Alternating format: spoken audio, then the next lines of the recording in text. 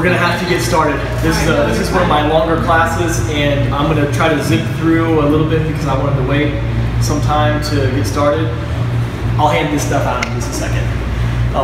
My name is Jeremy McGilvrey. I own thesecret2success.com. I have a new book coming out, 7 Secrets Guaranteed to Skyrocket Your Success.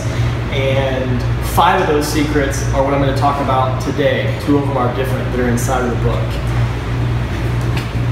I tell this every time I teach this class. This is my all-time favorite class to teach, the 7 Secrets to Success. If you will implement the strategies that you're going to learn today, and a lot of people say this, but you're not going to get milk. You're going to get meat on how to succeed. And you can be the judge when you're done, but this is an amazing class. And if you will implement these strategies, I can guarantee you, not overnight, but over time, you will succeed. You don't have to walk out of this night or this event or this area the same. I always like to tell people that it means a lot to me when people take time out to come to a class like this, because it shows that you have maybe not an obsession like myself, but you want to learn, you want to grow, you want to get better. So there's a lot of people out there that are just happy with the way things are. You'll hear a lot of quotes from me because I read a lot and I love to memorize quotes, but one of my all-time favorites is, people will cling to an unsatisfactory way of life rather than change in order to get something better for fear of getting something worse. So if you won't cling to that life and you're willing to make some changes, I tell people the Stone Age didn't end because we ran out of stones. It ended because people continue to grow and learn and evolve. So thank you guys for seeing value in yourself and choosing to add value to yourself. There's a real brief video, and there's going to be about 3 brief videos I'm going to show you, but if you know who Earl Nightingale is, he's going to talk about the strangest secret. I'd like to tell you about the strangest secret in the world. Some years ago, the late Nobel Prize-winning Dr. Albert Schweitzer was being interviewed in London, and a reporter asked him, "Doctor, what's wrong with men today?" And the great doctor was silent a moment, and then he said, "Men simply don't think." It's about this that I want to talk with you. We live today in a golden age. This is an era that man has looked forward to, dreamed of, and worked toward for thousands of years. But since it's here, we pretty well take it for granted. We in America are particularly fortunate to live in the richest land that ever existed on the face of the earth, a land of abundant opportunity for everyone. But do you know what happens? Well, let's take 100 men who start even at the age of 25. Do you have any idea what will happen to those men by the time they're 65? These 100 men who all start even at the age of 25 believe they're going to be successful. If you ask any one of these men if he wanted to be a success, he'd tell you he did. And you'd notice that he was eager toward life, that there was a certain sparkle to his eye, an erectness to his carriage, and life seemed like a pretty interesting adventure to him. But by the time they're 65, 1 will be rich. 4 will be financially independent. 5 will still be working. 54 will be broke. Now think a moment. Out of the 100, only 5 make the grade. Now why do so many fail?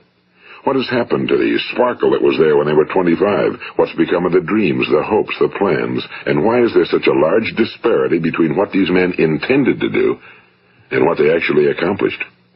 When we say about 5% achieve success, we have to define success.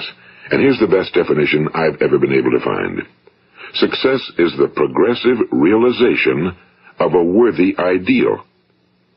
If a man is working toward a predetermined goal and knows where he's going, that man is a success. If he's not doing that, he's a failure.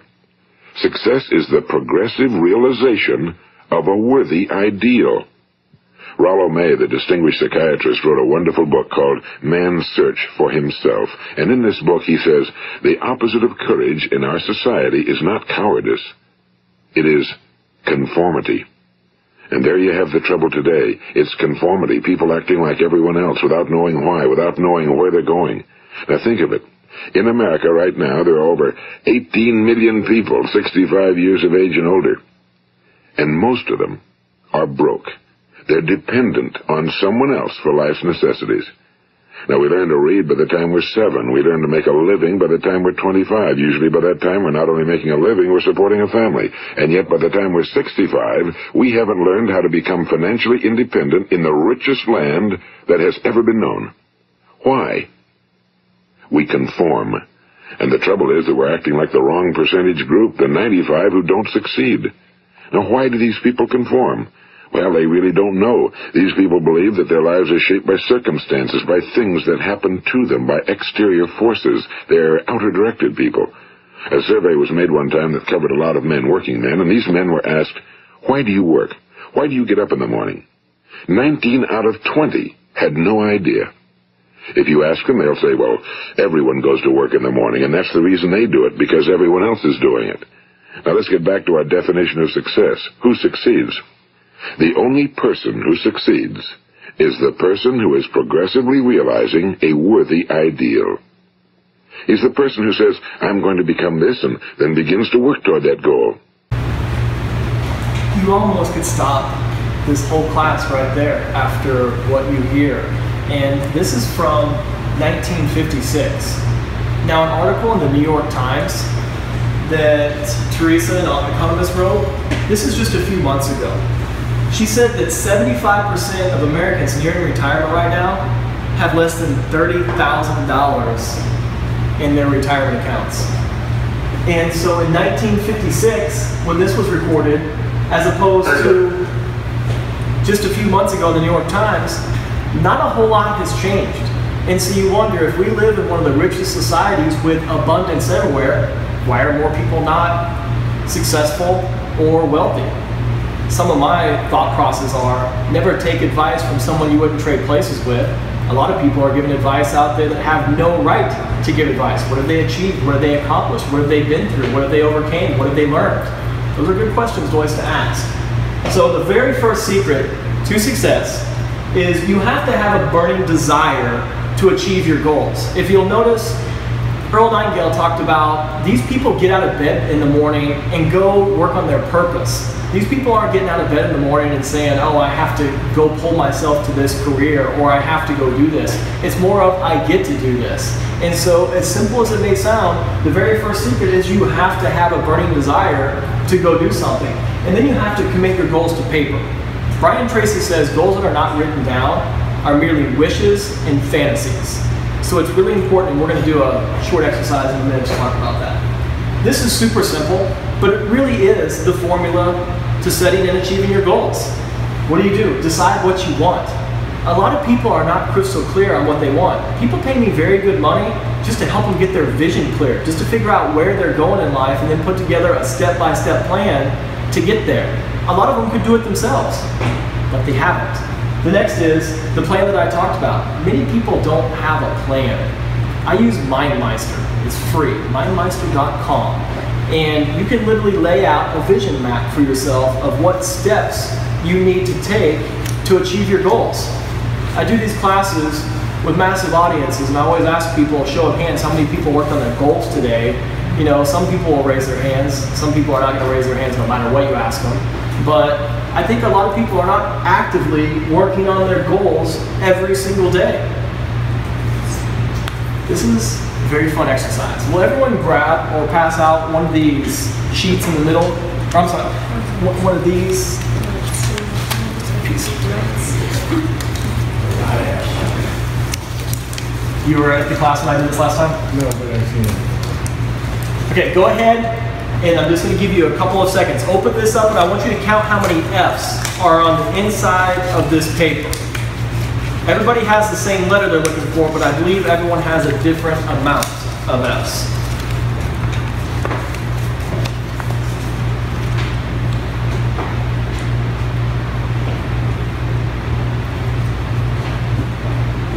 Real short passage.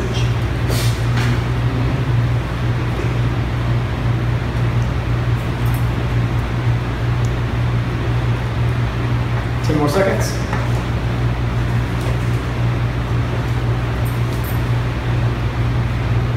Okay. Put them down. Show of hands. How many people found 3 or more? Pretty much everybody? 4 or more. Anybody find 4? 5? 6. Anybody find 6 F's? Okay, there's 6 F's on everybody's piece of paper. Go ahead and look at them again. Mind-blowing. You think I'm Houdini, David Copperfield. Here's what happens when it comes to setting our goals. Do you see them? No. Our mind misses the word of. Completely skips it. Ofs are not V's, they're F's. Completely skips it on a subconscious level. Darn, okay. This is honestly one of the best exercises that is eye-opening when it comes to setting and achieving your goals. Because here's the way our brains work. We're constantly flooded with sensories everywhere. Baffling, isn't it? Yeah. It's really cool. How many are there? There's 6. Okay, well I said 6. You got them all? Yeah. There you go. Actually, there's 7. If on the you front. count the ones on the front. Yeah. But here's the way goal setting works.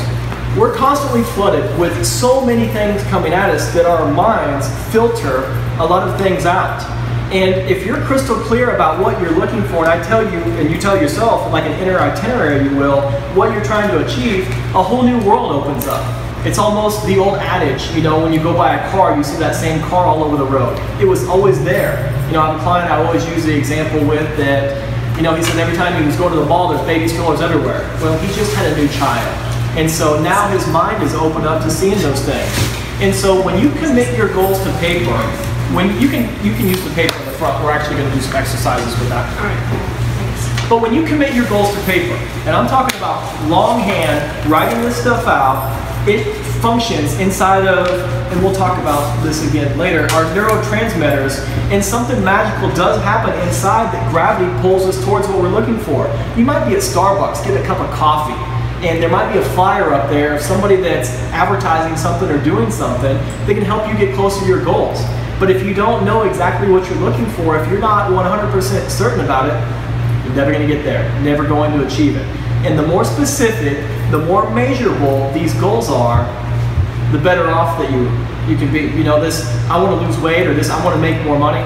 It's not a goal. You have to have something that can be measured and something that is time-tested.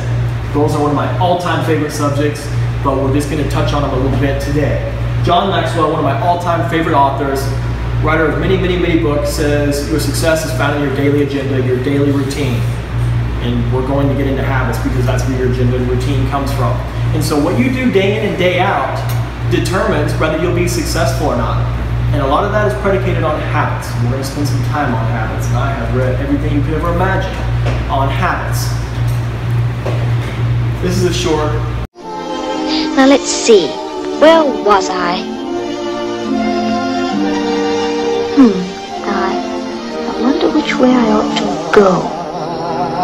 A brilliant and the slidey toes, did Kyle and him fell in the way.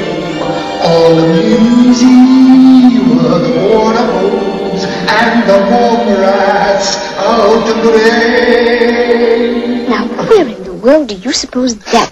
Lose something? Oh! Well, I was, I was just wondering. Oh, that's quite all right. Oh, no. Thank you, but I just wanted to ask you which way I ought to go. Well, that depends on where you want to get to.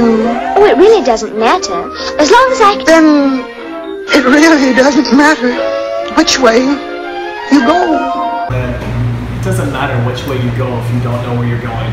There are so many people on this earth right now that go to bed at night and wonder, what did I achieve today? Did I accomplish anything? Am I winning or am I losing? They don't know because they're not measuring what they're actually going after to achieve. Jim Collins, another incredible business author, Good to Great, Built to Last. He has How the Mighty Fall. He wants to talk to people in a lot of his books about not having too many priorities, not having too many goals. I know Hewlett Packard put out something years ago in the 40s that said more people, more businesses die from indigestion of too many opportunities than from not enough. And so what that means is just pick 2 or 3 things. Warren Buffett's method. Write out all your priorities, write out everything so you can see what your priorities, what your goals are. Narrow it down to the top 3, the 3 that will have the biggest impact, and then he says throw the rest of them away. This is called a SWOT analysis, and every MBA school teaches this over and over and over again. And all SWOT really means is you want to go through your goals and your plan. You want to look at your strengths. what am I strong in? What are some of my assets? You want to look at some of your weaknesses and be brutally honest with yourself about your weaknesses, about areas that you're not good at. You want to look at opportunities that are out there that you can exploit, that can help you get closer to your goals, and then you want to look at threats. And all of these slides will be available on slideshare.com. I'll put it in the meetup notes and I'll try to email it out. The last presentation I did had 98 slides, this one has 71, so I'm hoping that it will upload. The last one had too many slides, so I had to do 2 parts, but you'll be able to access all of these tools. But it's really important, and Jim Rohn teaches us what's easy to do is easy not to do. It's easy to set these goals, but it's also easy not to set the goals. It's easy to run through a SWOT analysis. What types of advantages do I have right now? What do I have working against me? But it's hard to actually sit down and do it. But there's a big difference between people who get to live the life of their dreams and take care of their families and the people who struggle every single month. This is another activity that I think is really, really important when it comes to goal setting. So if everybody would grab a piece of paper and a pen. I'm helping you out. Thank you. Okay. I want you to take a couple of minutes and I want you to write down 5 of the things that you've accomplished in your life that you're the most proud of. What 5 things have you achieved in your life that you are the most proud of that you've done?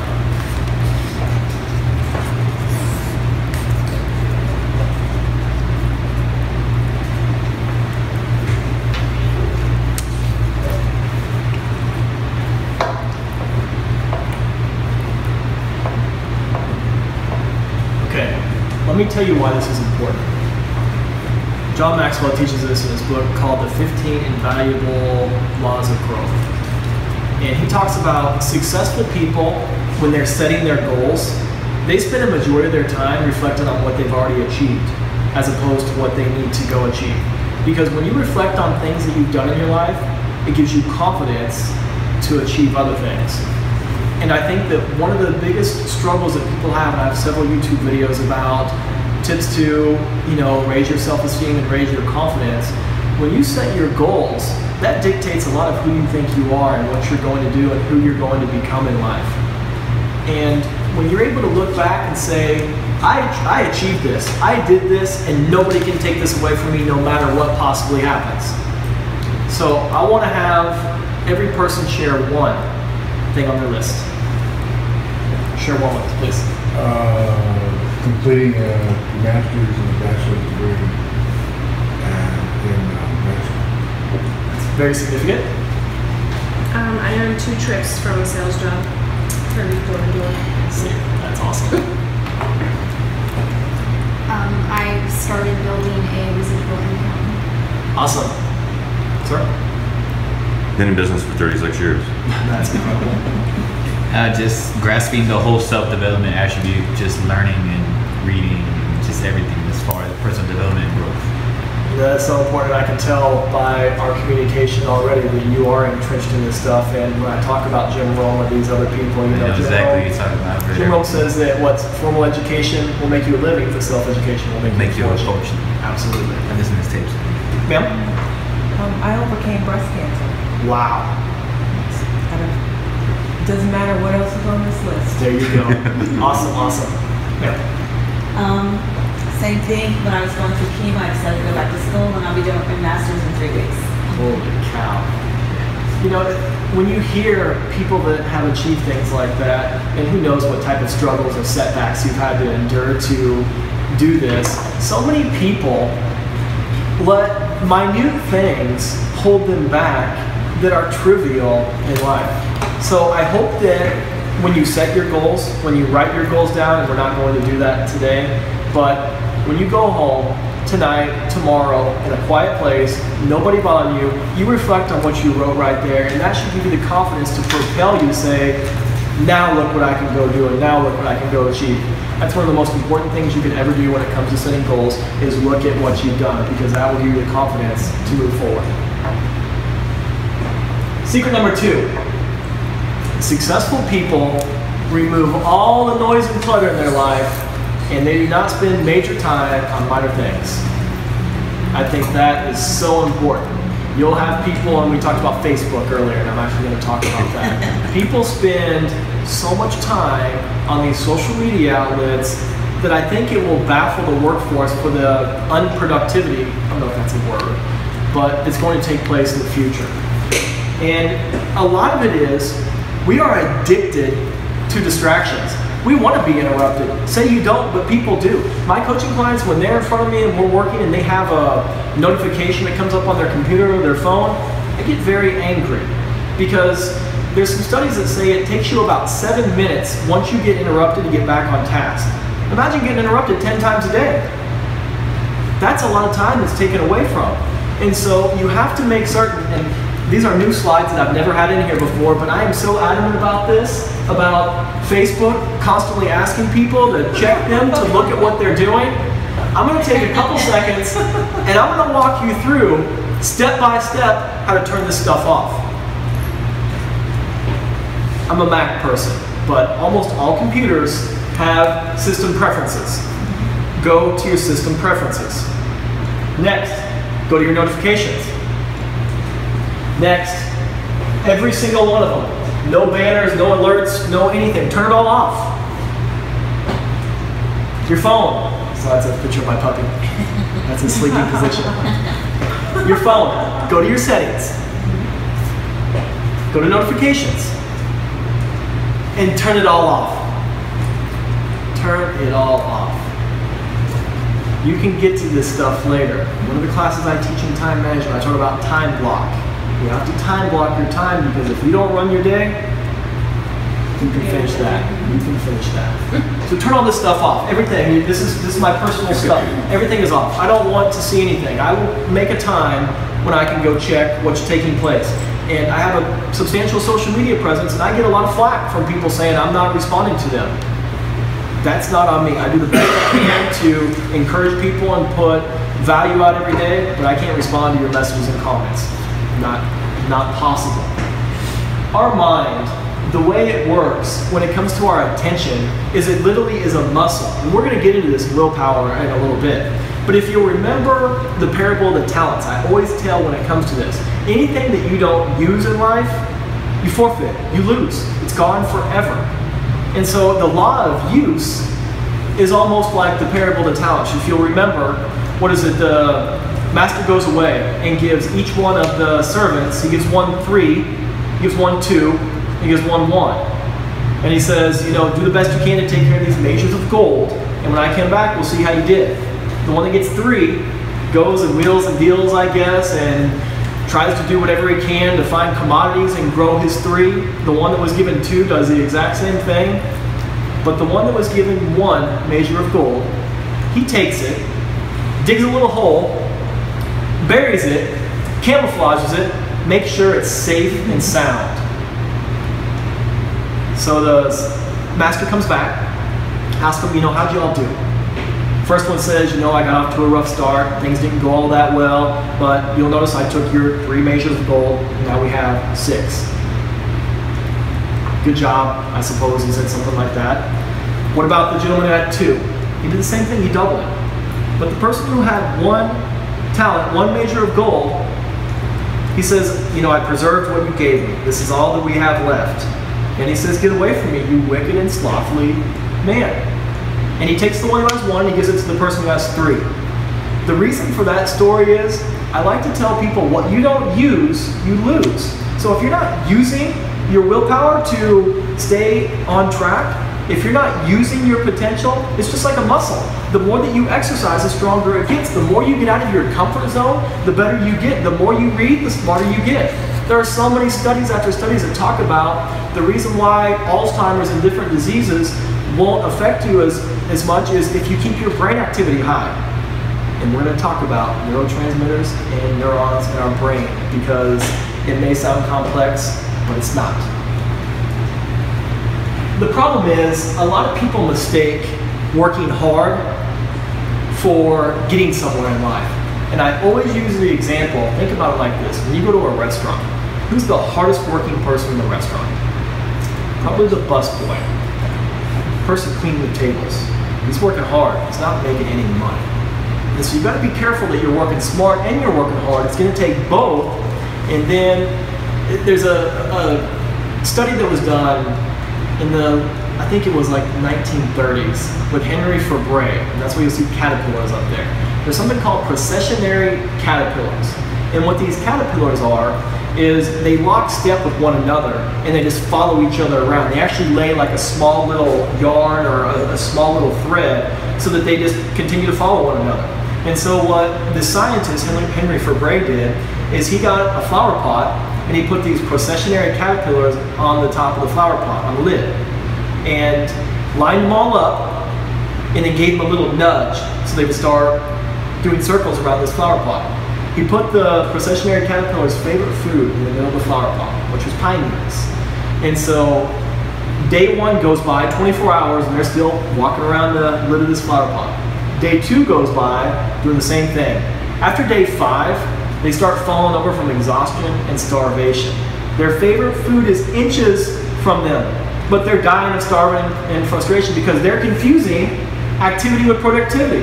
They're confusing motion with meaning, and they're actually not getting anywhere. But that's a great metaphor for people in life. Earl Nightingale opened up with saying we're conforming to the wrong people. We're following the wrong people. Malcolm Gladwell is an incredible author that talks about outliers. You've got to be willing to be different from everybody else. And you're going to be lonely doing that, and you're going to be ridiculed doing that, and you have to have the confidence to say, so what? The average CEO, Fortune magazine found, only spends 90 minutes a day working on productive work. Longtime CEO of GE, Jack Welch, says he doesn't even think it's that much time they spend. Focus is a skill. And I think when we control our attention, we control what we focus on, that plays a major factor in our success or failure in life. The problem though is discipline. And I think there's a quote that says something like, discipline's when you tell yourself what to do and you don't talk back. So we all know what to do. We all know the things that we need to be doing. We know that we can't eat unhealthy food. We know that we need to go to the gym. We know we need to write our goals down. If you don't, you do now. We know this. But back again, it's simple to do, it's simple not to do. I own thesecret2success.com. There's not a whole lot of secrets. I know more secrets when it comes to social media than I do about personal development and success. This stuff is written down in books. It has been for a very long time. People don't want to read the books. They want to go try to learn this stuff on their own, and they usually wind up unfulfilled. So spending 3 hours of focused work every day is what Steve Jobs attributed to, in 2012, taking Apple to the largest, wealthiest company in the world, and pretty much changing the game when it comes to the way people interact with smartphones or iPods, computers. Revolutionized. Three hours a day. This is a brief clip from the CEO of Nike. You mentioned last night when we were having dinner that when you first got the job as CEO, you got a call from Steve Jobs and he offered you some advice. Well, he didn't call to offer me advice, but we had worked together on a Nike-Apple collaboration called Nike Plus. So we took what Apple knows, what Nike knows, and brought a new technology to the market. Anyway, long story short, he said, "Hey, congratulations! It's great. You're going to do a great job." I said, "Well, do you have any advice?" And he said, "No, you're great." And then there was a pause, and he goes, "Well, I do have some advice." He goes, "Nike makes some of the best product in the world. I mean, product that you lust after, absolutely beautiful, stunning product. But you also make a lot of crap." He said, "Just get rid of the crappy stuff and focus on the good stuff." And then I expected a little pause and a laugh, but there was a pause but no laugh at the end. Yeah. And he was absolutely right. And in fact, that's one of my major focal points in terms of my priorities as a CEO and even as a designer when I was growing up at the company, is to edit. I mean, we have so many ideas. Nike is an idea factory. I think all of us get helter-skelter or scattered out, and we have all these different agendas or ideas or goals that we want to work on, and we don't narrow it down to what's the most important. And so getting crystal clear, articulating 3, I prefer 2 sometimes, and just focus on that. This is probably one of the most important secrets, is that people don't understand that we don't choose our futures, we choose our habits, and our habits choose our future. I talk about trajectory. All it takes in life is to get just slightly off course, and then before you know it, behavior that at one point seemed completely unacceptable, all of a sudden becomes to seem normal, because you barely drifted ever so slowly. One of my all-time favorite books, Outwitting the Devil by Napoleon Hill. Few people know about that one, but it is by far my favorite. And they talk about drifting. A famous self-help author opened a book with this. He said, "You are the way you are because that's the way you want to be. If you wanted to be any different, you'd be in the process of changing right now." I disagree. A lot of people are not the way they want to be, and they are not in the process of changing because they've made so many exceptions in life that led to other exceptions that they've gotten off course and they don't know really where they are, what they're doing. And so studies suggest the only way that we really get back on track after getting so far off is a crisis. Something really bad has to happen to us to wake us up and realize we can't continue to go down this road. It's a Chinese proverb that says, if you don't change the direction you're headed, you'll end up where you're going.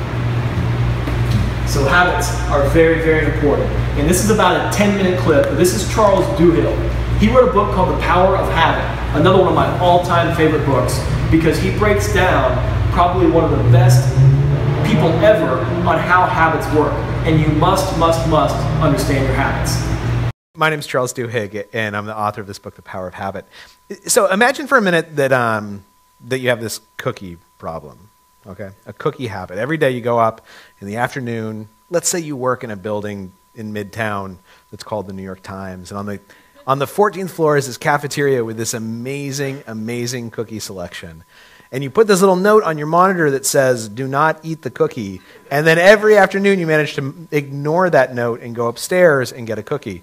And imagine for a minute that this has caused you to put on a little bit of weight. Let's say roughly 8.7 pounds. And when I say you, what I actually mean is me, because I'm describing my life eating cookies. So I was really interested in why I, a successful human being, I won a Pulitzer Prize last week, I think I'm a pretty smart guy, why I have this difficulty resisting cookies, right? There's a lot of things that I can do in my life. And I began researching the science of habits, how habits work. And what I learned is that we're actually living through this golden age of understanding the neurology of habit formation. And I ended up writing this book out of it. And I want to tell you a little bit about what I learned and what it has to do with teaching kids and mindfulness. But in order to do that, I first of all have to tell you a story about a rat. Anyone here ever experiment with rats before? Anyone ever ride the subway? Okay, then you've done a lot of experiments with rats. There's a woman named Dr. Ann Graybill who has for years been doing experiments with rats. She's a neurologist, and for years she was trying to get sensors into rats' cranium so she could measure what was going on inside their skulls. This took a long time and a lot of rats. But eventually she got to a point when she could get about 150 sensors inside a rat's skull, and she could measure its neurological activity. What she'd do with each rat after it woke up from the surgery was the exact same thing. She would drop it in the world's simplest maze. Works the same way every single time. Click, a partition would move, the rat's free to run through the maze and find the chocolate. Every rat, when you drop it in the maze the first time, acts like the world's laziest animal. It'll like wander up and down, it'll get to the end, it'll see the chocolate, it'll go the other direction. It takes on average about 13 minutes for it to find the chocolate. And for years people thought that this is because rats are unusually dumb, and that if a rat can learn something, then any animal could learn it. But Dr. Graybill could actually see inside the rat's head, and what she saw was kind of fascinating. This is a simplified neurological graph the first time a rat's dropped in this maze. There's all these spikes in activity, right? Basically, the rat would like scratch the walls and the scratching centers of its brain would light up, or it'd find the chocolate and the pleasure centers would light up. This is what unmediated learning looks like. So Dr. Graybill takes this rat, she drops each of them in the maze again and again, 150 times each. Over time, unsurprisingly, the rat learns how to run through the maze faster and faster and faster, find the chocolate. But what's really interesting is what happens inside its head. As the rat learns to run faster and faster, as finding the chocolate becomes more of an automatic habit, the rat starts thinking less and less and less. This graph on the bottom is a simplified neurological graph of the 150th iteration through that maze. What you'll notice is this deep valley there, right? That's the same valley you would see if the rat went to sleep. Now, all of us have habits, right? There's a researcher named Wendy Wood who followed around a couple thousand people to see how much of our daily behaviors are habits. And what she found is about 40 to 45% of the decisions we make actually every day aren't actually decisions, they're habits. And if somehow I could get 150 sensors into your head, this is exactly what I would see. Your mental activity dropping off in the middle of that habit. When you remember waking up in the morning and walking in the subway and now you're at your desk but you don't remember what happened in the middle. Or when you decided that morning to have a salad but you get to lunch and you order a hamburger just like you did yesterday. This is what's happening. Your brain is kind of turning off. With these two interesting exceptions. At the beginning of the habit, when the rat would hear the click, there'd be this burst of activity and then essentially the brain would power down. And then at the end, when it found the chocolate, it's as if the rat would sort of shake itself awake again and notice what was going on. Within neurology, this is such an important idea and finding that it's become known as the habit loop. And what it says is that every habit has three components. There's a cue, which is like an automatic trigger for a behavior to start. And then a routine, which is the behavior itself. And then finally, a reward that helps your brain remember that pattern for the future.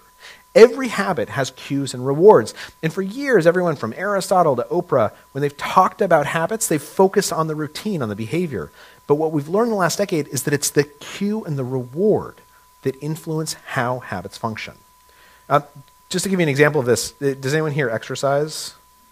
It's a young audience. Anyone here wish that they exercise on a regular basis?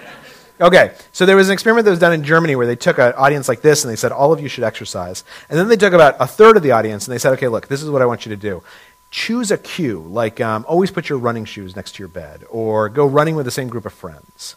And then when you get back from working out, give yourself a small piece of chocolate. Right? This is counterintuitive because not many people exercise in order to eat chocolate, or at least not quite that directly. And yet what the researchers suspected is that even though all of you think that you want to exercise, your brain thinks you're a liar and that you hate exercise. And the only way that I can trick you into exercise is to give yourself a reward you genuinely enjoy, like a small piece of chocolate. And in fact, 6 months after they did this, they found that 58% of those people were more likely to be exercising, and they had stopped eating the chocolate because their brain had learned that there's endorphins and endocannabinoids, these neurotransmitters that reward us for physical activity. But you kind of have to bootstrap your brain into believing that those rewards are real with a reward that you genuinely enjoy, like chocolate. All of which brings me kind of improbably to Starbucks and what Starbucks can teach us about teaching and mindfulness. What does Starbucks sell? Coffee, right? No, wrong. That Starbucks doesn't sell coffee. Starbucks kind of sells coffee, right? They give you coffee in exchange for your money. But if you talk to Starbucks, what they will tell you that they actually sell is customer service. This is why they can charge you $4.50 for a latte that costs them about 13 cents, is because when you walk in, there's wood paneling and soft music, and there's someone who asks your name and they write it in big cursive letters, right? This, Starbucks believes, is the centerpiece of their entire business model, is customer service. The problem for Starbucks is that most of their employees are high school graduates, or high school students, or recent high school graduates.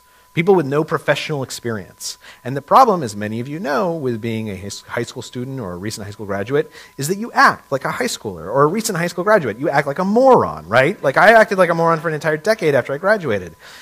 And for Starbucks, this is a problem because they had employees who couldn't deliver customer service. This became particularly a problem in the age of YouTube, and I'm going to show you why. Before I show you something, imagine for a minute that you worked at Starbucks. You oversee $250 million a year in advertising. You've had a long day, you come home from work, you sit on your couch and you open a beer, you turn on the TV, and this is what you see. She was a loyal customer of Starbucks, loved the coffee, loved the service, but that changed a few weeks ago. This native New Yorker got steamed, not by what was inside her cup, but something written on the outside. That's what she called Nina Pineda, and ordered a special brew of fully caffeinated 7 on your side.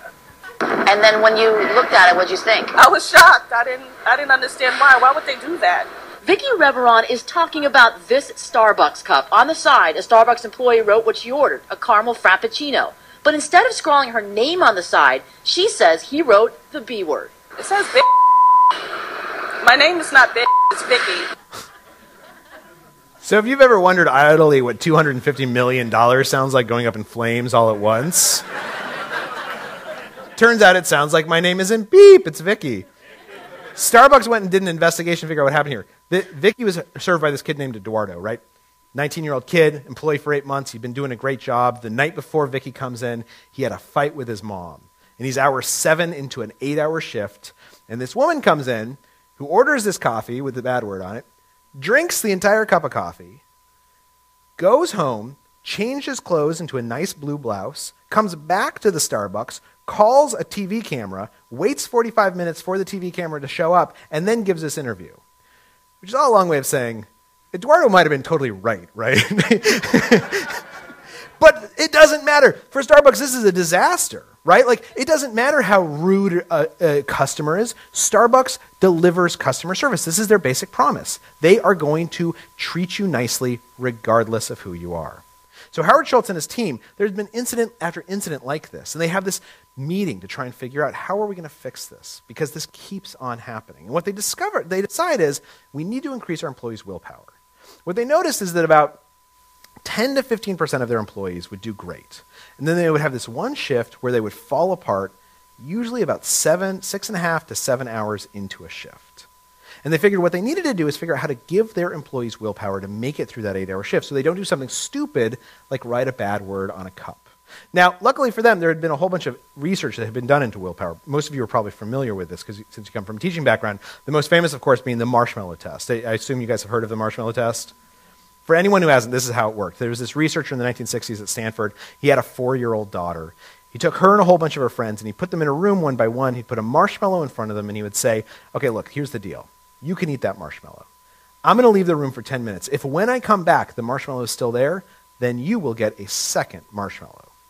Now, I actually have myself a 4-year-old at home, and so I can tell you that putting a marshmallow in front of a 4-year-old is like putting crack cocaine in front of an addict. Like, there's nothing more tempting.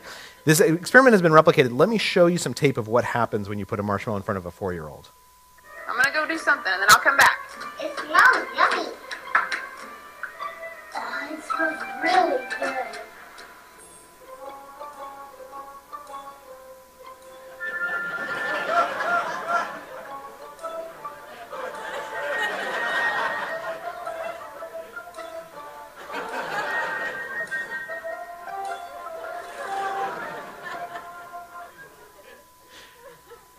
Only one of these kids was able to make it the entire 10 minutes. Let me show you which one.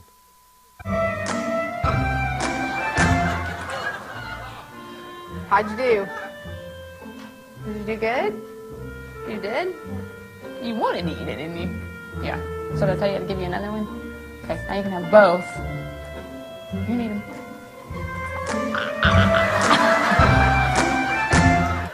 So this guy, Miskal, he does his experiment, right? He finds that about 10 to 15% of the 4-year-olds, they could resist the marshmallow. He writes his results, this is the late 1960s, publishes it, nobody cares. Nobody pays any attention. And a couple of years later, his daughter's in 5th grade, and remember, she's one of the test subjects. And he's talking to her, and he's like struggling to get her to tell him about her day. And he's asking about her friends, and she says, well, Susie keeps on getting into trouble, but Jimmy's doing well in class. And he realizes as he's listening that the kids she says are doing well are the same kids who had managed to resist the marshmallow. So he goes and he finds them in middle school. And he finds them in high school. And he finds them in college and post-college. It's one of the largest longitudinal studies that's been done, as many of you know. And he finds that the kids who managed to resist the marshmallow were more successful than their peers by like a statistically significant amount. He finds that they were getting their homework done more frequently on time. They were showing up for class more time. They were more popular in high school, not necessarily because they were like prettier or richer, but because they were just better at being friends. They got into better colleges, they got better jobs, higher paying jobs. They got married earlier and stayed married longer. There's, as many of you know, there's literally been hundreds of studies on willpower since then, most notably by Angela Duckworth at the University of Pennsylvania. And all of them have found that willpower seems to be the single greatest correlate with future success, right? More so than high IQ, more so than having rich parents with a lot of resources. Willpower seems to be this thing that prepares people for life. And for Starbucks, this is fantastic because this is exactly what they want. They want to teach their employees willpower. But the question is, how do you teach people willpower? And the answer is through habits, by choosing a reaction ahead of time, and by making people conscious of what they're going to do when they feel hot-blooded in a cold-blooded state. Within economics, this is known as the hot-cold empathy gap. That basically, in the morning when you wake up and you've had a big breakfast, you are certain that you are going to eat healthy and have a salad that day. And as soon as you walk into the cafeteria and you're hot-blooded, you decide the hamburger looks a lot better. So how do you preserve that decision-making from the morning into the moment of temptation? How do you create more willpower? What's really interesting is if you look at the tape, I've turned off the sound on this one. The kids who fail at this are kids who constantly remind themselves about the marshmallow. Like, watch this kid. Even when he tries to ignore it, he hits the plate and he reminds himself. These kids, like, they all do these things where they can't help not paying attention to the marshmallow. Now, contrast that with the kid that I showed you, who actually resisted for 10 minutes. When researchers asked him what he did, he said that halfway through, he decided that he was not going to look at the marshmallow, that he was not going to pay any attention to it, that if he had to think about the marshmallow, he was going to imagine a frame around it so that it reminded him of a photo. This is how we teach willpower. We teach people to make a decision ahead of time that they apply when they see a cue. And then we give them a reward. That kid who resisted the marshmallow, he said that he had decided ahead of time, if he could make it the whole 10 minutes, he was going to shove both marshmallows into his mouth at the same time. And that's exactly what he did. So how do you change a habit? How do I change my cookie habit? The answer is by premeditating the cues and rewards, by deciding ahead of time what you're going to see when you see that trigger, and then what your reward is going to be. And it has to be specific. Saying, I'm going to lose weight doesn't work. Saying, I'm not going to eat a cookie today does not bring you success. What you instead do is you say, at 3:15 in the afternoon, instead of going up to the cafeteria, I'm going to stand up and I'm going to walk over to someone's desk. Because I think part of the reason why I'm going up to the cafeteria is that it's fun to gossip with my friends, and all my friends are in the cafeteria. So instead of going up there, I'm going to look for someone else to go gossip with. And at 3:15, you stand up, that's your cue. You walk over to someone else's desk, in this case a guy named Michael Barbaro, and you gossip about whoever happens to be out of earshot for the next 20 minutes. And you decide, I'm going to gossip hard. That's your reward. And then you go back to your desk. And I don't really like to brag about these things, but since then I've lost about 21 pounds, and it's worked out pretty well for me. Thanks. The point being, this is what we know about habits. They have cues and rewards. And if you decide ahead of time, if you engage in this mindfulness in your life where you're aware of what's driving these nearly subconscious behaviors, where your brain actually turns off, if you indulge yourself to pay attention to the things that otherwise kind of happen at the peripheries of our consciousness, we know from study after study, you have the ability to change any habit in your life. Thank you very much. This is important to watch because habits dictate everything that we do in life. And if we understand our habits, they said on there that, I've read as much as 90% of our decisions and choices that we make every day are not actual thought-out decisions. They're habits that we run through. And what drives our habits are cravings. That's what drives that habit loop. One of the things I have people do when I'm doing habit transformation training is the cue is never going to change. There's going to be a cue, and the reward is never going to change. The routine is what you change. And so I might have people write 3 or 4 different routines very precisely that they can go in and change this habit loop. Because again, habits are by far one of the most important things that we need to get right. We need to understand why we behave the way we behave. We need to understand how are we hardwired, what makes us do certain things. And when we understand why we make certain types of decisions, then we can understand how to make different types of decisions. And just to be comical, they don't just do these marshmallow tests with kids. And when I come back, I'll give you 2, okay?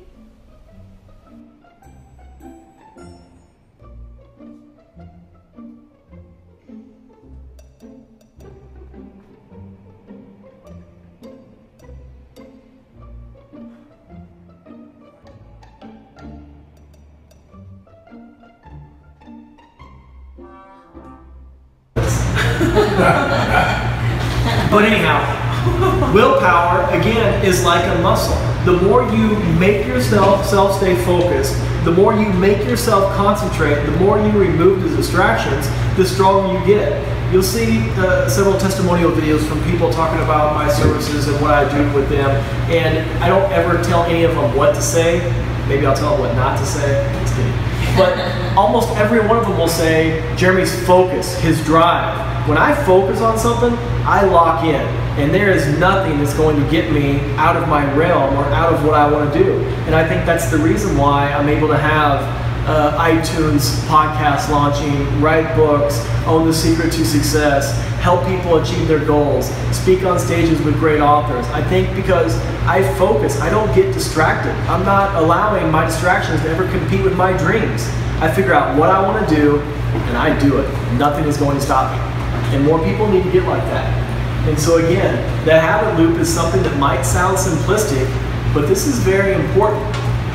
You'll notice that habits are everywhere around us. They're in Charles's book, he talks about McDonald's. And the sooner we can get instant gratification, the sooner we can get a habit hooked on us. And so when you go to McDonald's and you notice that every McDonald's looks the exact same, they don't change it. They want to keep that cue right there in your brain. And then you get the instant gratification from whatever it is that they're feeding you. But several nutritionists say feeding your children one hamburger at McDonald's is too many. It's too many, just one. And so when it comes to our habits, I think that our habits are also learned from our upbringing. And if you get brought up with bad habits, more often than not, they are very, very difficult to shake. There's something called keystone habits. And this is really important to understand. What a keystone habit means is we don't have to get everything right in our life. We don't have to have cues and rewards for every single thing that we do. If we can just get some main pieces of our life right, then other things will fall into place. So you think about it. If you exercise, if that's important to you and your health is important to you, that makes it a whole lot easier to eat healthy. It makes it a whole lot easier not to be at happy hour drinking all the time. It makes it a whole lot easier to get a proper night's rest. The same with church. They found that people who attend church regularly as families, and it's not so much about the church as it is about people coming together at dinner time, stay married longer, raise healthier children. And these are scientific studies. One of my all-time favorite studies when it comes to willpower, and I forgot where I read this. What they did was they had a long corridor, maybe like it takes to get to the restroom in here. And so halfway down the corridor is what we're going to do is I'm going to tell you, I want you to remember the number 8. And when you get halfway down this hallway here, there's going to be someone that's going to have fruit and cake. One of the two. Choose whatever you want. Well, what they found in these studies was that the person who was given the number 8, more often than not, actually had the fruit. Really? And here's why. Because the second part of the study, I told you your number is 1,912. I need you to remember that and tell that to the person that's down the hallway. So here's what they do. It takes you willpower to, okay, I gotta remember this number, I gotta remember this number. And so your willpower is diminished. When you get halfway down the hallway, all of us want cake instead of a grape. More often than not, they're going for the cake instead of the grape. They found that surgeons, when they make these silly mistakes at the end of surgery, they're operating for 10 or 12 hours, it's because they're tired. They found that affairs happen late at night because people's willpower is low and diminished. And so Steve Covey talked about do first things first. Part of doing first things first is because that's when you're at your best. That's when your willpower is at its highest. And so focus on the most difficult task that you need to achieve right away. Get right on those and accomplish them. Don't put them off. Next secret. Successful people understand how mirror neurons and emotional contagion works. This is a very boring subject when you read books about emotional contagion, but I promise you, this might be, not mine, I'm going to change that. This is, if you desire to succeed, you want to be successful in life, this is the number one thing you must do. So our next exercise is going to be this. I want you to write down on your paper in front of you the 5 people you spend the most time with. Write down 5 people that you spend the most time with, please. Can it be someone you talk on the phone? Sure, absolutely.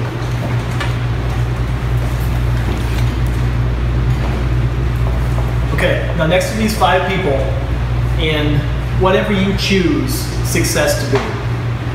My favorite definition of success comes from John Wooden. He says success is peace of mind. I think that's a great definition. But anyhow, next to each one of these people, I want you to write on a scale of 1 to 10 how successful they are in life. So if you have John right here on a scale of 1 to 10, John's not doing too good. You know, he doesn't have a happy family, he doesn't, you know, have a career, so I'm going to give him a 4. Jane, you know, she's doing great.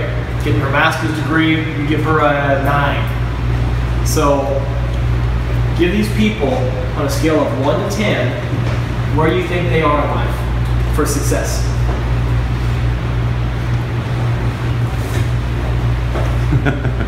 And I assure you, I'm not going to make you share this with them. Are you sure? I'm 100% sure. This is so important. This is the most important thing we'll do tonight. 1 to 10.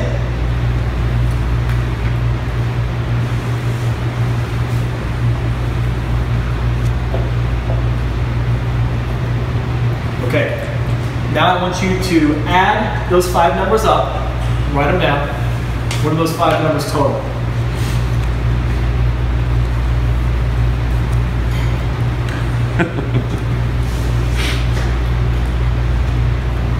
Now I want you to divide that number by 5.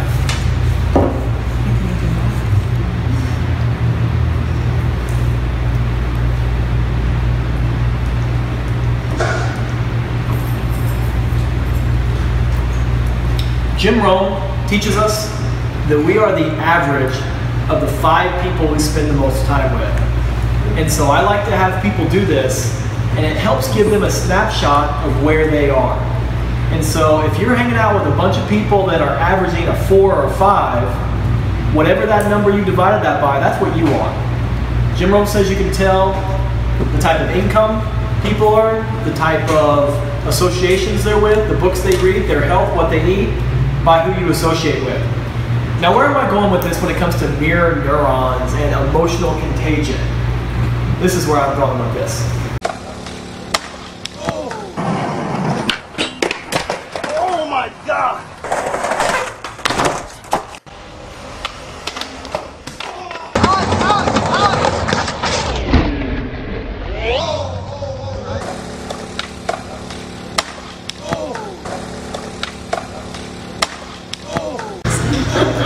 What is emotional contagion?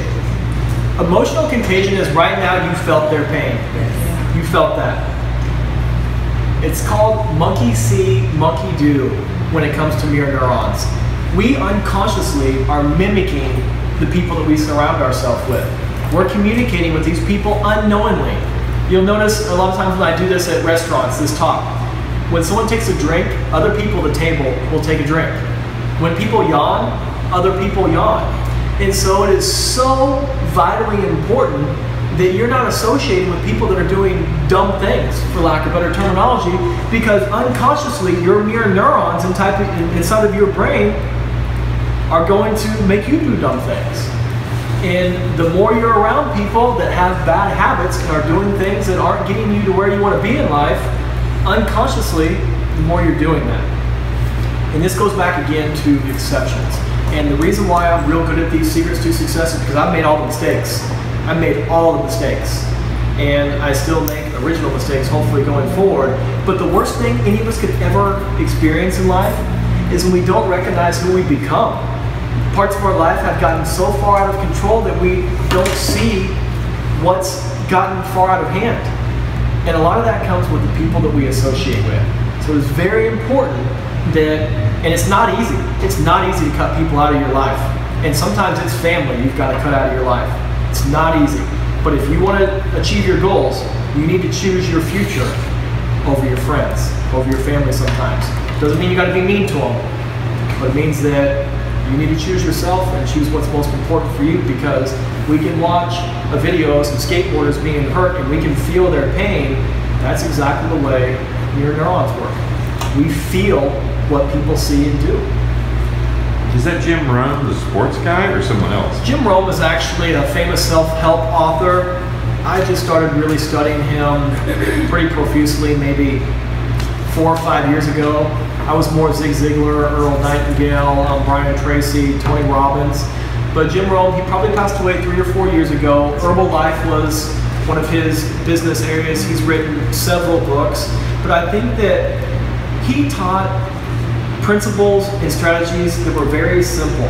This wasn't difficult. He probably would never hear of mirror neurons. He'd look at me like I'm crazy. But he'd say, if you hang around with dumb people, you're going to do dumb things. That's what he would say. You know, it comes with, you hang out with the turkeys, you're going to be turkeys. You know, you want to soar like an eagle, get prepared to be alone, but get prepared to fly. So I love Colin Powell's quote that a mirror reflects a person's face, but what they really are is reflected by the people they choose to associate with. When I'm choosing if I'm going to be friends with someone or not, probably the first thing I do is look at who are they friends with. You know, we talk about Facebook, and social media can absolutely be a way to propel our messages. When somebody sends me a friend request and I don't know who they are, I might look at who are they friends with. And if they're friends with some people that I like and I think are good people, I'll accept their friend request. But it's so funny. It's really easy to accept a friend request in life, but it's kind of hard to unfriend someone. You've got to go find them. You've got to go press the button. That's the way life works. It's really easy to become friends with people, but it's not so easy to cut these people out. But if you do one thing to succeed in life, you do one thing to make yourself better, it's getting rid of people that are not going the direction that you need to be going.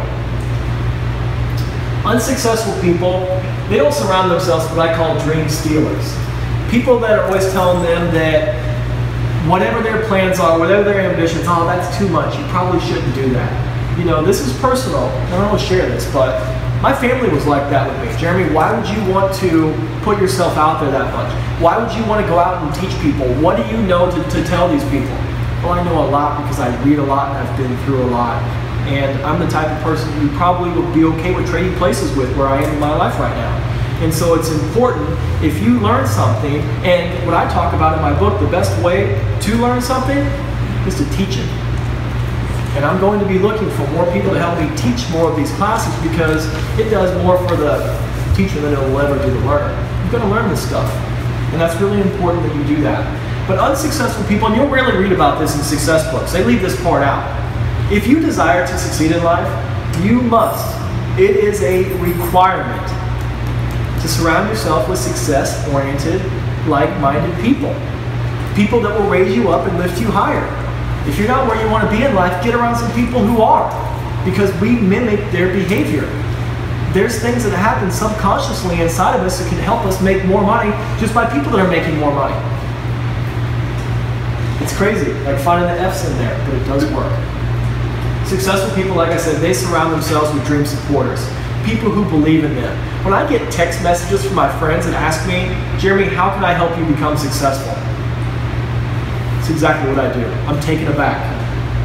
You should text your friends that you're close to, your family you're close to.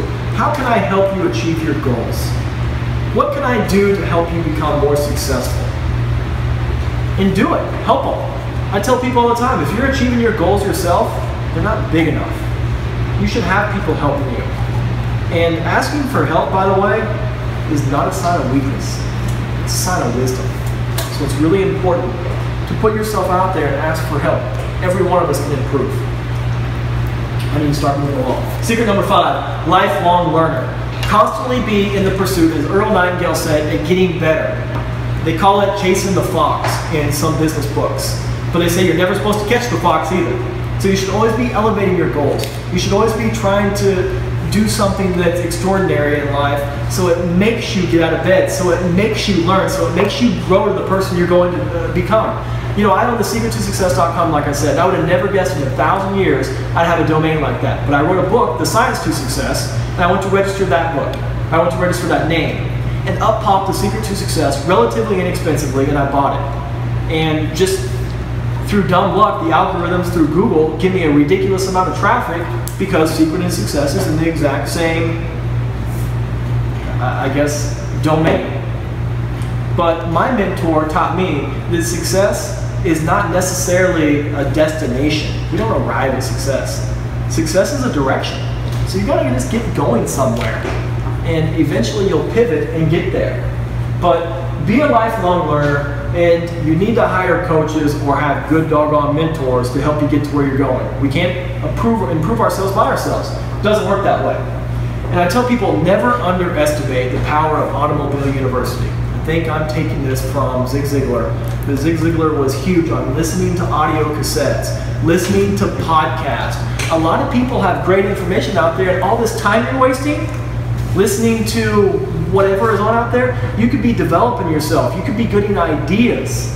And I hope you'll listen to a podcast that I'll have on iTunes on April the 5th. And you have to hear this introduction. Welcome to the Secret to Success podcast, the show that brings you the most brilliant minds in business. Here, you'll discover the strategies entrepreneurs are using to explode their businesses, along with answering the question every entrepreneur wants to know. What is the secret to success? Here's your host, founder of thesecrettosuccess.com, Jeremy McGilvrey. So what I've done is I've went and interviewed successful entrepreneurs, people that are wildly exceeding. And I've asked them these questions right here. What are you currently doing right now to grow your business? What's working for you? What's your sales funnel? What's your marketing strategies? And people love to help other people. They will offer this advice for free. I also ask them, what's not working? What have you learned to stop doing that's not getting the results you want? And it's the Secret to Success podcast, so I like to ask people, what's the secret to success? And everybody has their own definition. And then my $1 million question, I've been doing this for a very long time, asking people this. If you could do it all over again, knowing what you know now, what would you do differently? This is vital because it cuts years off people's learning curves. And I have a lot of high hopes for this podcast when it's launched. And like I said, I didn't have any problems at all getting to iTunes because of my other audience. I hope that you'll listen to it. Coaching, you partner with people, it's almost like the mastermind philosophy, and you really help them find thought-provoking strategies. It's very difficult for us to come up with all these great, brilliant ideas on our own. And so it's important to hire a coach. It's important to have good mentors. It's important to help people, help you think outside of the box. I tell people you can't improve yourself by yourself, and when you're in the jar, you can't see the label. That's where getting help from an outside perspective certainly helps. And probably the most important thing that I do for the folks I work with is accountability. I don't really accept a lot of excuses, and sometimes I'm a little too hard on my folks, but I want them to succeed. You know, one of the problems I have with people is sometimes I feel I want their success more than they do. I can't want it for you. You've got to want it. You've got to be willing to sacrifice. A great quote, something to write down: short-term sacrifices produce long-term rewards. Short-term sacrifices produce long-term rewards. My coaching strategy, especially from the onset, we have people describe, what do you want? And that comes to my exercise in the beginning with the F's. Figure out exactly what you want in life. And now we'll look at our options. What types of things can we do to achieve these things? We create a step-by-step game plan, and I get very detailed in the game plan. Very detailed. We implement the plan, and then we achieve the goal. It's that simple. I say that, coach, they'll have conversations with you don't want to have. They'll force you to do things you don't want to do, but they'll help you become something you never thought you could become. Some of my guys that I work with, they're baffled by what they've been able to achieve. And a lot of it is because I believed in them and I believed in the strategy. You know, there's people walking this earth that don't believe in themselves. Other people don't believe in them either. And until you believe in yourself and your own abilities, nobody else is going to believe in you. You know how you believe in yourself? You work hard at developing your skills. You listen to the audios. You read the books. You go fail. You get back up and you try again. You go fail. You get back up and you try again. Life is probably the only game that you really never get counted out. You always get a chance. You always get an opportunity. You think 36 years of business, he hasn't failed? I never met you before, but I guarantee you, you probably have one more story after the next. So 36 years of business, that's sensational. You could probably teach this class and teach people more than I could. I'd love to have you on my podcast. Brian Tracy says, for every dollar you invest in personal development, going to workshops, coming to classes, You get $30 back. I don't know how to quantify that, but Brian Tracy said it, so we'll go with it. I tell people all the time. Who's Brian Tracy? Brian Tracy's another author. He's pretty good. He's nowhere near a Jim Rome. But you see people investing in their 401ks. You see people buying stocks and bonds, but they're not investing in themselves. You need to go to conferences. You need to buy audios. You need to make time to read books and take notes and highlight them, and you need to make a plan. You should have a personal development plan. What's my plan? A lot of people want coaching. Studies showed that there's a great return on the coaching, but Stanford did an interview with CEOs, people that were very successful. 100% of them, this came out in Success Magazine, 100% of them wanted coaching. And I think that a lot of people that achieve success in life, they realize if they're going to achieve uber success, they need help from somebody else because they're not going to get there on their own. So coaching is something very important when it comes to the secret to success. The next is mastermind groups. Mastermind groups are vital, but the term is very loose and a lot of people don't understand how they work. So I want to share real quick with you. I forgot. It just talks about we all need each other. Every one of us has something to bring to the table. I wrote a blog that said you can't just be friends with the cool kids.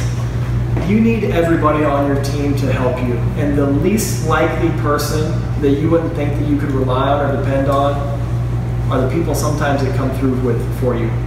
And the people who you think you can depend on and rely on, don't. So how do you, just like you said, someone you don't think is going to help you, how does he be in your group of 5 people you're going to hang out with?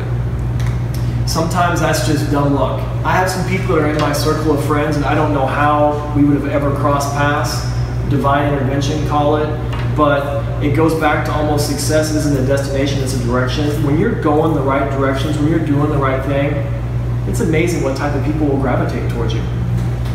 Here's a quick Napoleon Hill video.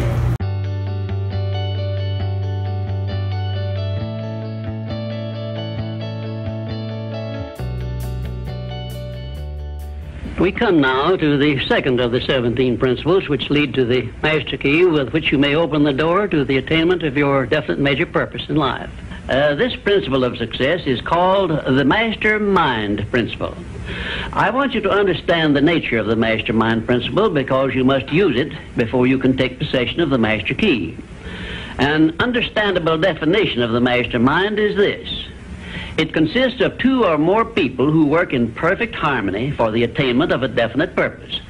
Now, here are some interesting facts about the mastermind which give you an idea of how important it is and how necessary that you embrace this principle and make use of it in attaining success in your chosen occupation.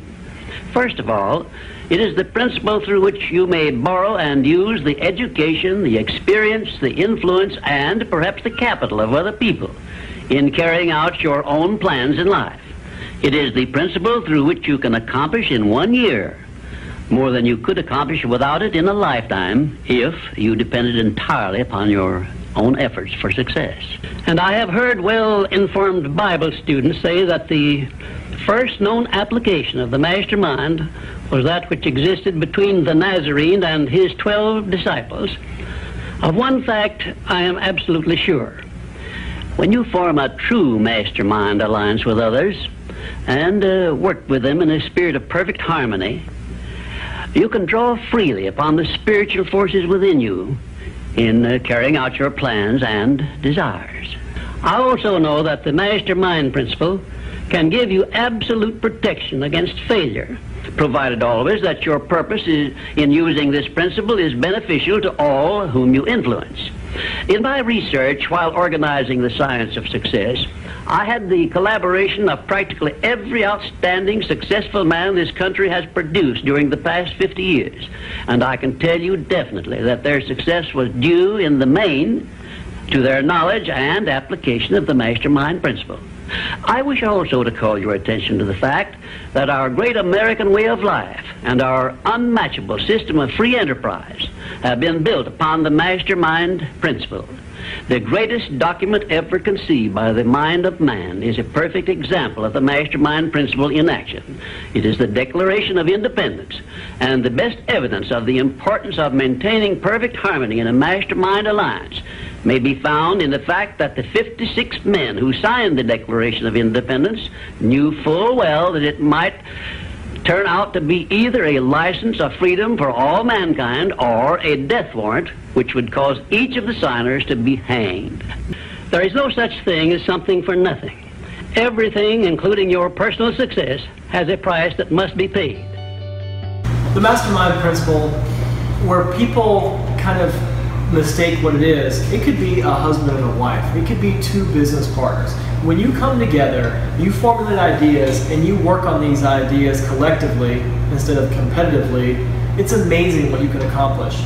Our mastermind group in San Antonio, in a very short amount of time, in June of last year, we had incredible events where hundreds of people attended. Our last event was at the Elan for our toy drive.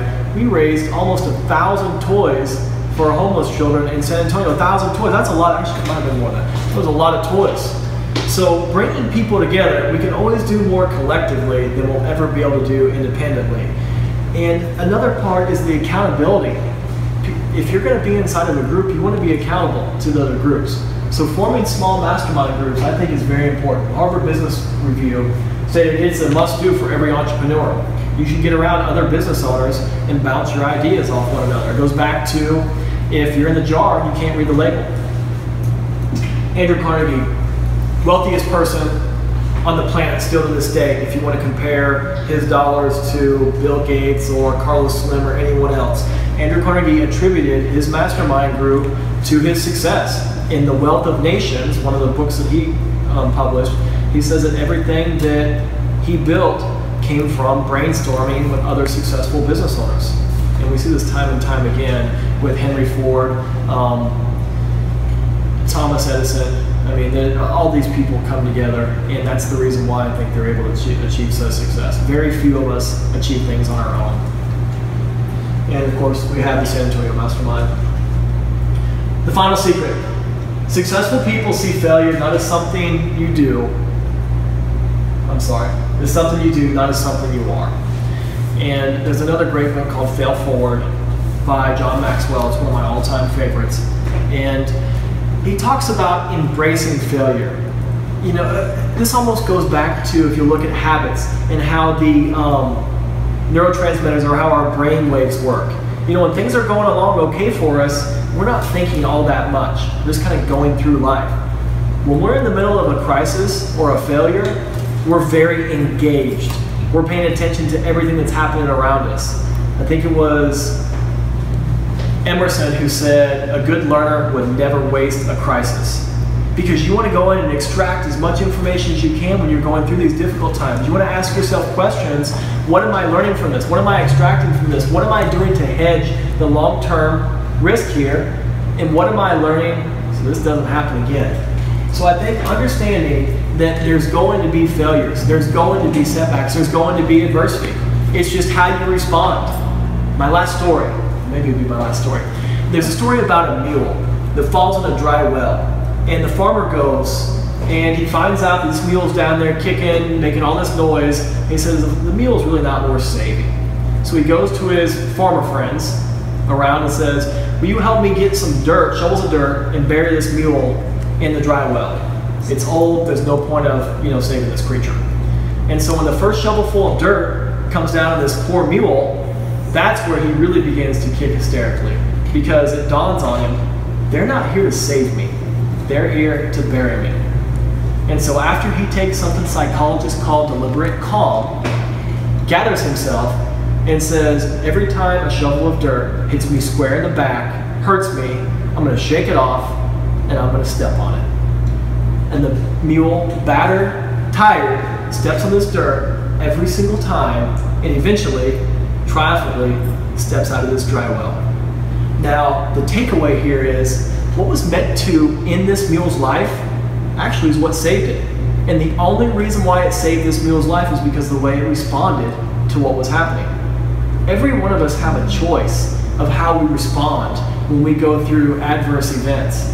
We can either say, poor little old me, is this my lot in life? Why did this happen? Or that's where we can get strong. And that's where we can say, I'm going to show you exactly how resilient I can be. So understand there's going to be setbacks, there's going to be failures. Bob Brown, behind every successful person there's a lot of unsuccessful years. The more things you try, the more things you'll fail at. I love Thomas Watson's quote. He says, the key to success is massive failure.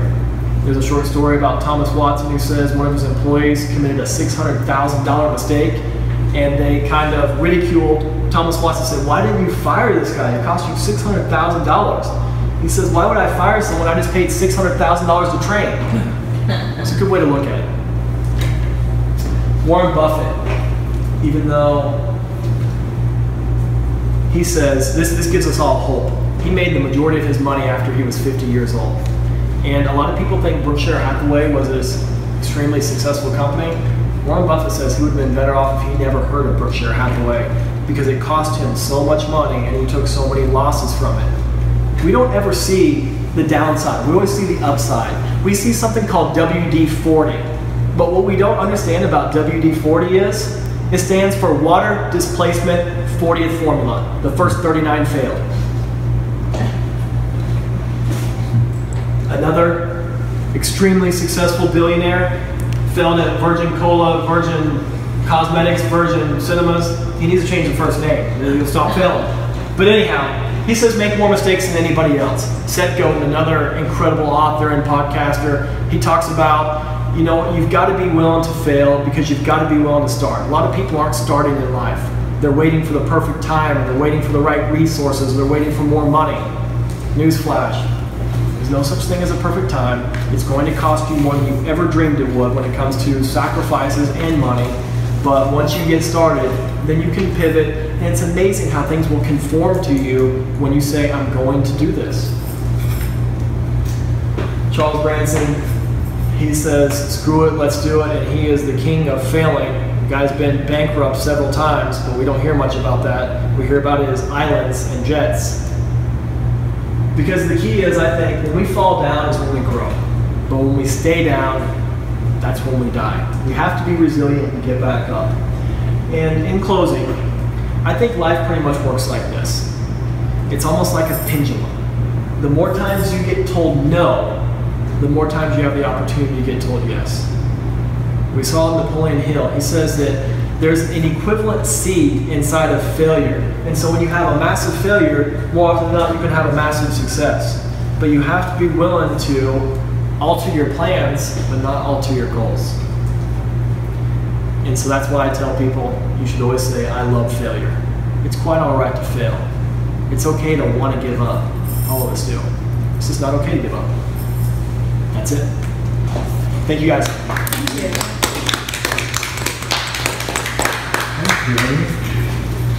What questions? How many coaching classes do you have? 2. How many do you want? No more. I've got a couple big projects I'm working on right now. That's why if you'll notice my last slide generally is you can book an appointment with me, but I'm not showing that one because we're not doing that.